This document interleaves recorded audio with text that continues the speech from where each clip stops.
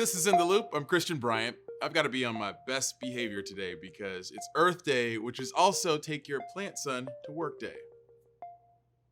Here's what we got for y'all. In tonight's special Earth Day show, we head to a farm that's tackling an unexpected but undeniable source of greenhouse gases in a pretty novel way. Plus, how effective is recycling in America today? We'll break down the ugly truth about recycling in the US. TLDR, it's garbage. But first, here's what you need to know right now.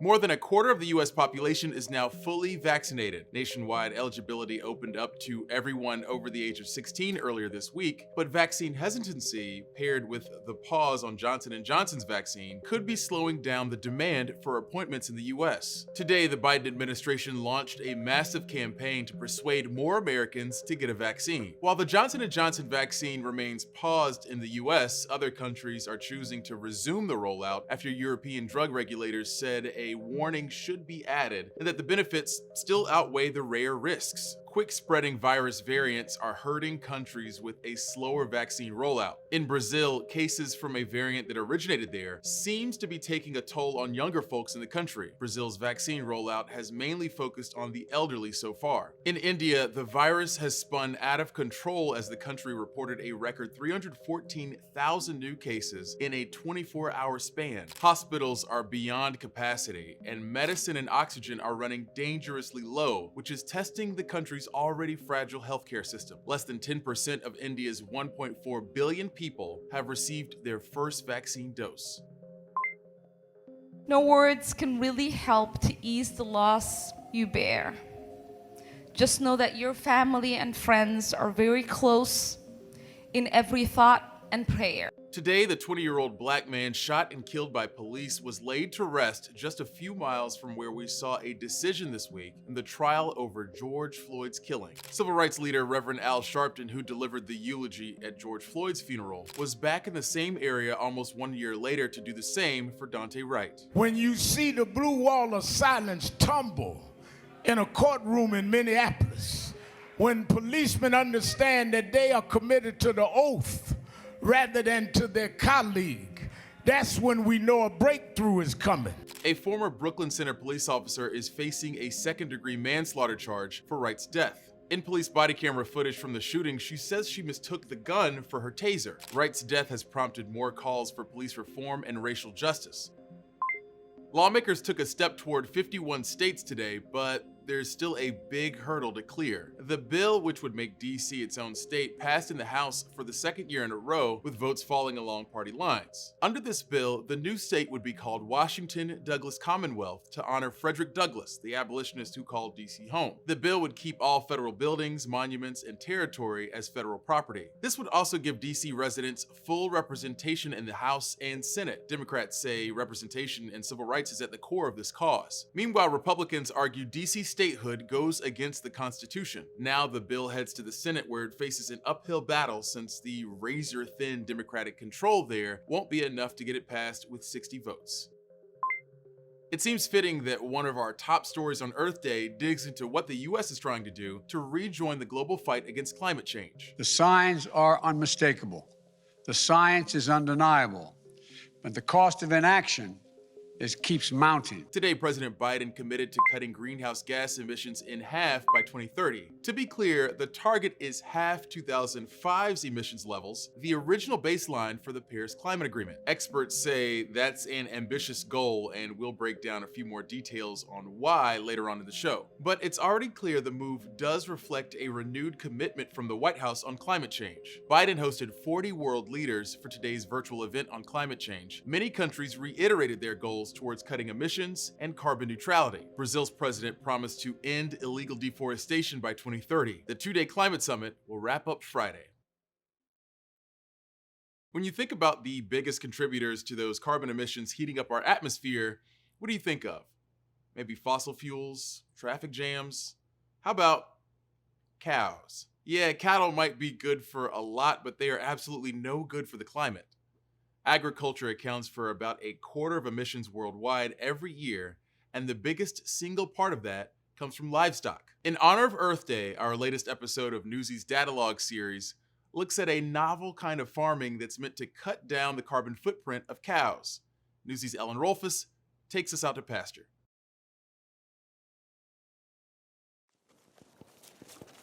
Dale, dale, dale. Hey guys, come on. If we can grow good grass, we're gonna have great cows. Michael Heller has been raising beef cattle and sheep for more than 30 years at Claggett Farm, just outside of Washington, D.C. But he often thinks of himself as a grass farmer first. Cows are cows, so they were designed to eat grass. To give them really good grass, I have to think about the grass first and use the cows as the tool to grow really good grass. On his farm, Heller uses a technique called adaptive multi-paddock grazing, or AMP grazing for short, relying on simple electric fences to move and contain his cows on small areas of land. I've got 60 paddocks for these cows. I have other paddocks for other cows, and that means I can rest the fields for up to 60 days, which is ideal. When I first came to this farm, I took soil samples. The organic matter levels were about 1% to 1.3%.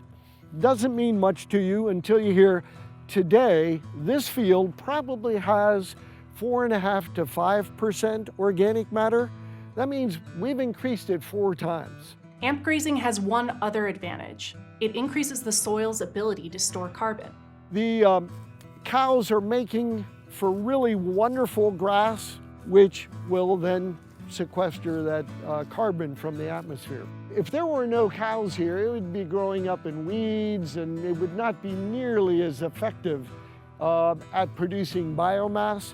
And biomass is what we need to produce because that's storing the carbon and sending it down to the roots, where it then gets stored in the soil. When researchers modeled different greenhouse gas scenarios in North America, they found that if 50% of ranchers switched to AMP grazing, it would have a far greater impact on emissions than if ranchers reduced the number of animals by 50%, but continued other land management practices like feedlot-based systems. While studies like these are very promising, there are still a lot of unknowns about AMP grazing, especially when it comes to scalability. Outside of academic studies, it can be very difficult to measure changes in carbon levels in soil over time. And the amount of carbon stored can vary greatly based on the type of soil that's present, precipitation levels, and temperatures. Plus, perhaps most importantly, the amount of land it takes to raise cows with AMP grazing is far greater than the amount of land that's needed to raise cows on feedlots. Using more land to raise cows could exacerbate losses of soil carbon, especially if intact ecosystems are destroyed as a result. And the benefits of AMP grazing wouldn't outweigh the environmental harm done. A lot of people think that they can't eat beef if they want to be environmentally sensitive. Yeah, environmentally sensitive. That's a good way to put it. What would you say to those people? What I would say is yes, you should eat less meat. Grass-fed is good. Less meat is even better. Widespread expansion of AMP grazing will likely depend on consumer demand and additional incentives for farmers to make the switch. But that hasn't stopped the likes of Heller, whose farm demonstrates how cows can be part of solutions to address climate change, not just the cause of it. I've been grazing for 35 years and I still haven't mastered it. But these guys are doing most of the work on the farm. I get to open the gates and say, have at it. You know, you might think that cow farts are a big contributor of methane emissions, but 90 to 95% of the methane released from them comes from their burps. So it's the front you really need to worry about.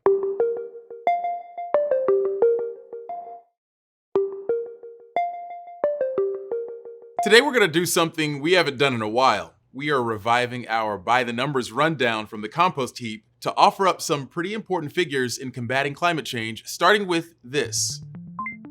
Today, the president announced his plan to cut US carbon emissions by at least 50% by 2030. Now, you don't have to be an atmospheric scientist to know that 50% is a pretty big leap, but Biden says the US can achieve that goal in part through his $2 trillion infrastructure proposal, which would invest in green energy projects. But let's get real about this. Halving carbon emissions would require rapid changes to American life over just the next few years, like changing how we generate electricity and how we power the cars we drive. For context, the transportation sector alone makes up 30% of US emissions, meaning even if you took planes, trains, and automobiles completely carbon neutral, we'd only be like halfway to Biden's new target. Biden does have the support of much of the private sector. More than 300 corporations signed a letter earlier this month urging him to set the ambitious goal. This latest push is, of course, a big shift in attitude from the previous administration, but he hasn't given a ton of details laying out how exactly to get it done. It's worth noting global carbon emissions are on track to reach the second largest annual rise on record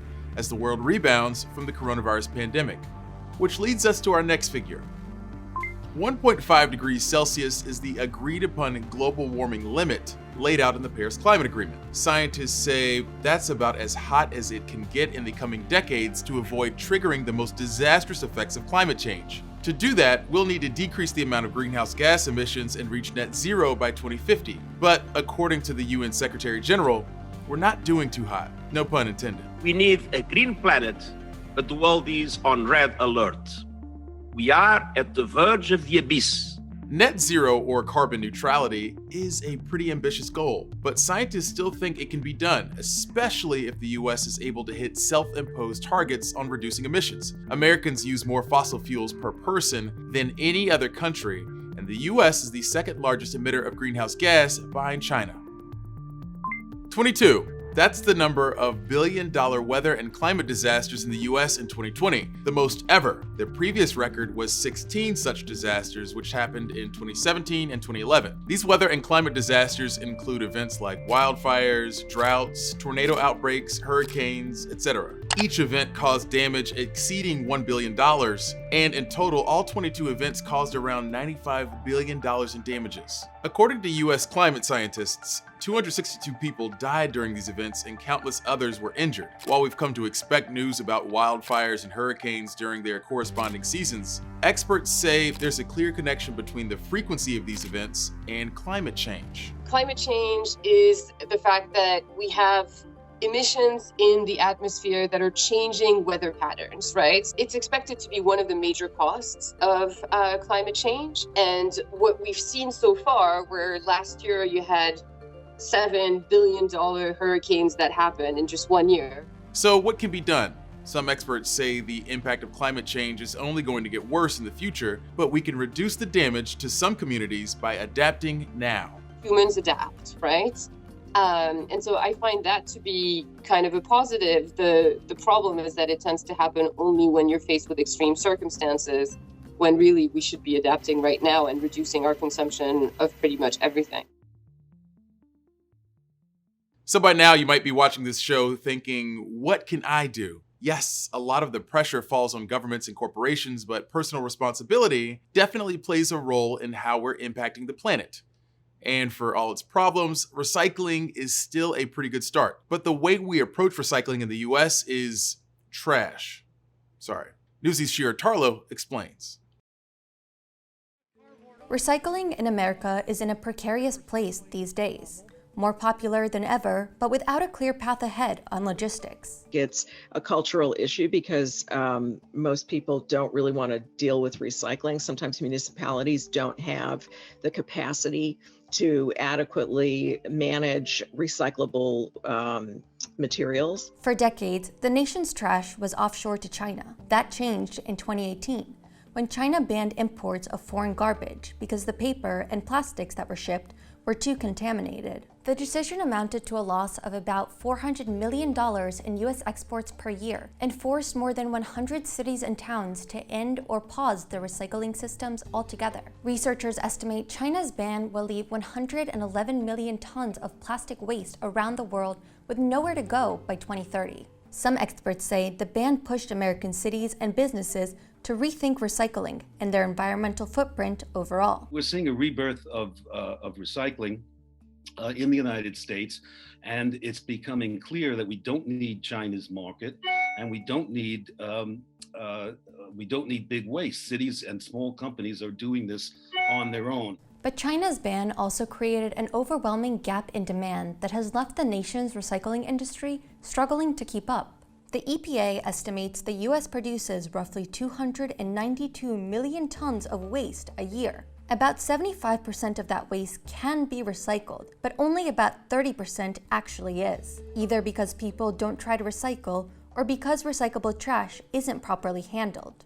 A lot of it has to do with what's the infrastructure. Is there single stream recycling so that people don't have to sort through their trash in order to figure out what gets recycled or not? Or do you have to sort through, trash? And then how diligent are people about sorting through trash? Complicating things further is the fact that there's no uniform standard for recycling across the country. What gets recycled and how much varies widely among cities and towns. Many communities have different recycling rules, so it's understandably confusing to many of us exactly what and how to recycle. Experts say for too long, the onus of recycling has fallen on consumers, with manufacturers urging customers to recycle items without producing ones that are easily recyclable in the first place. That's led nearly a dozen states to support extended producer responsibility laws that would place the responsibility of recycling on producers, rather than municipalities and taxpayers. We're arguing that they should pay for the impact their products have on the waste stream and the recycle stream, and pay into funds that then distribute the monies to cities and counties. Experts say that even though the U.S. recycling system is flawed, there is something everyday Americans can do about it by recycling better and smarter. Change has to happen at all three levels. It has to start with government adopting strong laws and programs to advance recycling and build a more sustainable society. It then is up to industry. There is also, of course, a role that we as individuals can play. Shira Tarlow, Newsy, Washington.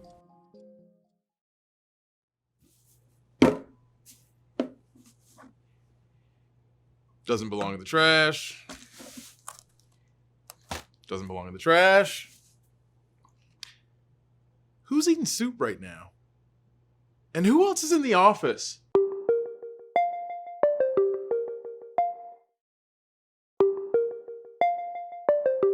There's been plenty of reporting on the increase of migrants at the U.S. southern border. It's important to note that this is the time of year that more migrants arrive at the southern border, but the number of people arriving so far is outpacing previous years. And some experts say climate change is a contributing factor. Newsy's Ben Shaviso takes a closer look at how hurricanes in Central American countries like Honduras is fueling migration. 5 months after back-to-back hurricanes devastated Honduras, you still see mountains of mud and debris everywhere you look in San Pedro Sula, the country's economic capital. El gobierno no nos ha venido a reconstruir aquí nada. Bueno, usted puede ver, nuestro callejón está lleno de lodo. In the span of 2 weeks last fall, 2 storms struck more than 4 million people across Honduras, ravaging entire neighborhoods and leaving thousands homeless. Llevó todo, quedamos en la calle, entonces tuvimos que buscar refugio aquí al puente. With reconstruction efforts barely underway and little government aid, many see no choice but to head north toward the U.S. La única opción que tenemos es emigrar. ¿Para qué? Para que nuestra familia, nuestros hijos coman, porque nosotros de parte del gobierno ahorita no hemos recibido nada. Last November, Eda Morales lost all her belongings after the hurricanes caused the Chamelecon River to flood her house. She's thinking of making the long trek north to the United States, but is afraid of the dangers ahead. Me da temor a que algún día me vaya yo y me lleguen a secuestrar y mis hijos queden aquí huérfanos. Last month, apprehensions at the U.S. southern border hit a 15-year high. Most unaccompanied children and families came from Guatemala and Honduras, the 2 countries hit hardest by the hurricanes. Sin ropa, sin cama, sin nada. Honduras has one of the world's highest murder rates, and its per capita income is less than $2,400 a year. Add corruption and people have been trying their chance at the American dream for years. COVID-19, the storms and the ensuing indifference from a president accused of drug trafficking have only made things worse. Después de las tormentas, no se ha recuperado. Before she lost everything to the storms, Cinia Varela Aguilar lost her job. Me botaron porque me quejé, porque no me daban tapabocas y no me daban transporte, entonces me botaron. After the hurricanes, she also lost her sister. Como era de madera, no era así de como esta de bloques, a ella se la arrancó y mi hermana, ella era diabética, hipertensa. Y a causa de eso, mi hermana se enfermó mucho más y murió. Unless she finds a job in Honduras, Varela Aguilar says she will try her luck in the US where she has relatives. But at the moment, she says she's feeling too weak and depressed to make the 1,400-mile journey alone with her 2 children. Cuando venga esa temporada de lluvia, no sé qué vamos a hacer porque ahora estamos más mal que antes. Ben Chamizo, Newsy. If you haven't done so already, feel free to reach out to us on Twitter using the hashtag NewsyInTheLoop. It's the eco-friendly way of offering us praise or just straight up hating on the show.